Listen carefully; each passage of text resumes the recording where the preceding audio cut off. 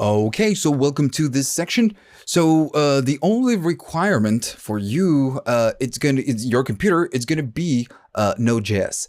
So you need to have Node.js installed in your computer. Right now I am on a Mac, but it doesn't matter if you're on Windows. So what you will need to do, you need to go to the web and type Node.js, and most likely it's just gonna be the first result.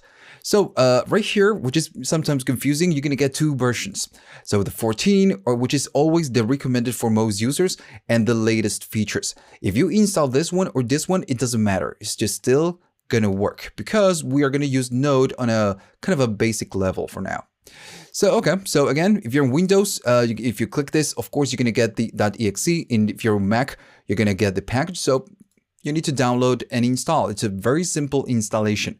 Now, of course, then you don't know if you really installed or if it installed correctly.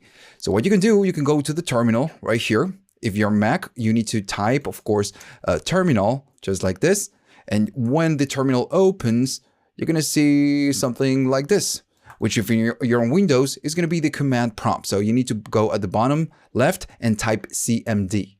And what you need to do on the command, you need to type node -v, which is the version. And this will tell you the version that you're running on this computer. So I'm running the recommended for most users in my case. All right, so that's it. That's the only thing you're going to need for now. Everything else that we need to install in like React or libraries or Express, whatever that we will do, we will install it. You will install it with me on the screen. Okay, so let's go to the next one.